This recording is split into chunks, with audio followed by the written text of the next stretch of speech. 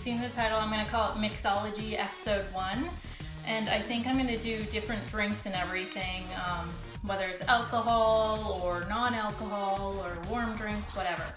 But today I'm gonna focus on infusing vodka and whiskey with other things like fruit, vegetables, bacon. So let's get started. The vodka I'm using today is Smirnoff. It's just one of the ones I'm using. One of the ones I always go and pick up at the liquor store. And I had this, we got this from a gift, I think, from my sister, Jack Daniels. So I thought, oh, I want to use that. And I would also like to use the bottle for craft, art project, I guess. So those are the ones we're using. And today, I already made a bunch up and then drained them and everything. But I'm going to explain the whole process. So the first one I'm going to do was one I seen on Pinterest. I got a lot of inspiration on Pinterest. Is bacon. So you put your bacon in the jar, and they say so you obviously cook your bacon, and you put a bit of the droppings, like so the fat, the oil in it, and then you're going to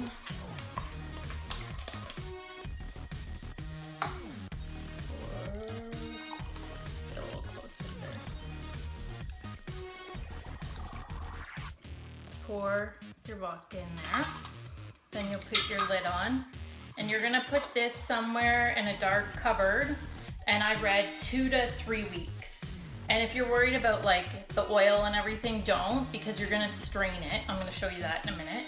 But leave this one 2 to 3 weeks, it said, for the bacon. Now, fruit and vegetables I found was better to leave no more than a week. Like the ones I made up, I made Saturday, it's now Thursday. Some of them should have probably been drained sooner, I can tell, but it is what it is. And then the next one I'm gonna do is peaches, but I'm gonna use the whiskey this time. So we'll put another peach in there just for good faith. Move that out of the way. Once again, we're gonna fill this up. I'm gonna put a lid on it.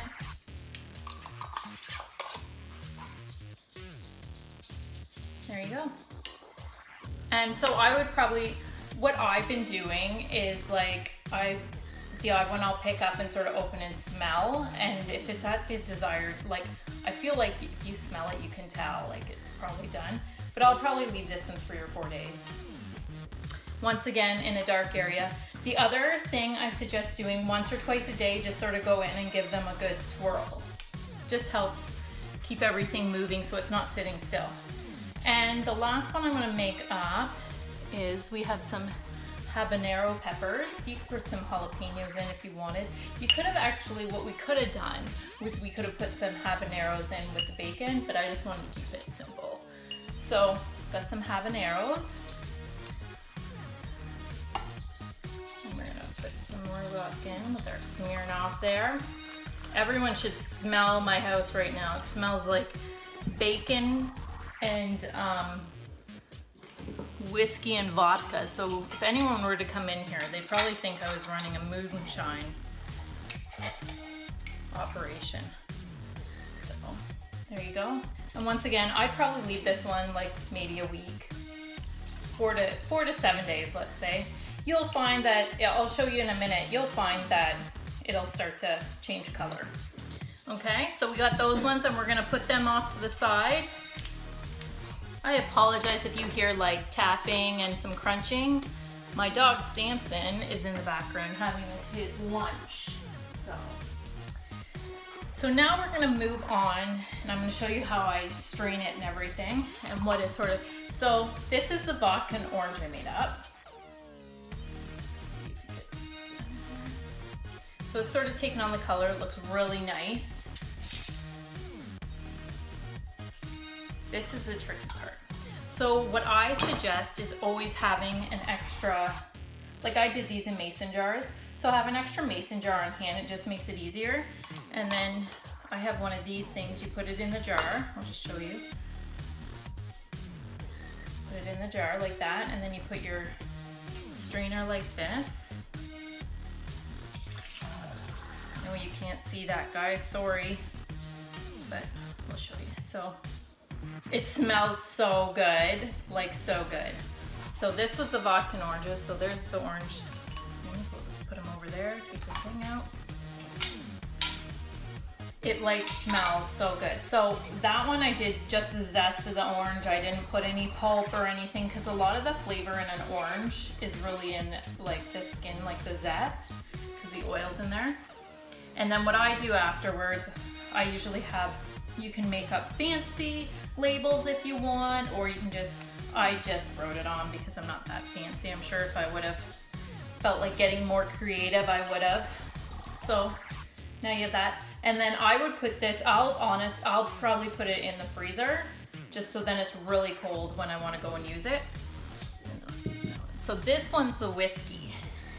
I'll just show you. Whiskey with strawberries and basil in it. So like I said, that's when you can tell it's ready because the strawberries have nothing, no red left in them.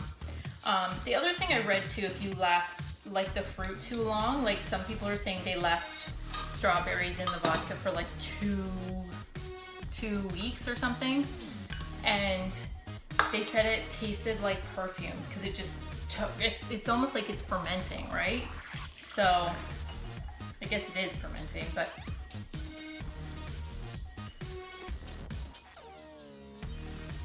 I don't know if you would call that fermenting. I don't know. It doesn't really matter, but it just took on too much of the taste. So this one, okay, I'm not a whiskey drinker, but this one makes me want to be a wing. Like would probably drink this. So I don't know what I'd use it with. Like I think I'm just gonna show you guys this today, and then I'm gonna come up with some couple drinks for them, and then we'll come back with them later. So strawberry and basil, whiskey, and I'll put this one in the freezer too, so it's nice and cold. So here's a few other ones I made. This one I'm not keen on, I don't suggest it. I just had a ton of radishes and was like, why not? It took on the radish color, but it stinks. So I'm not a big fan of that one. I did, here I'll sort of stand back here, we'll move this out of the way. I did a pineapple vodka, a cilantro, cucumber basil, smells amazing. Watermelon, that one's amazing too, and so is the berries I did. Mango, ginger. Ginger, I can't wait to come up with a drink for that because I just think it will be delicious. And then, so I got lime, celery, and jalapeno. This I feel like would be amazing in a Caesar, and I'm gonna do mixology on a Caesar too, because a Caesar is my religion, okay? I did rosemary, apple cinnamon vodka. Oh my goodness, for a fall day or Christmas time, amazing. I took it. He's gonna be so mad at me. One of my husband's hickory pucks for his smoker and put this in. I don't know if it turned out any, but I didn't really smell a difference. But the apple cinnamon whiskey, once again, would totally drink this. And then I made blackberry whiskey. There's so many things you can do. Just be creative. You can go on Pinterest, and once you go on Pinterest and see a few things, you're like, you can totally run with it. Like, I have so many ideas, but I think I've got enough going on here and enough drinks I'm gonna have to figure out. The other thought I had too, this would make a great gift.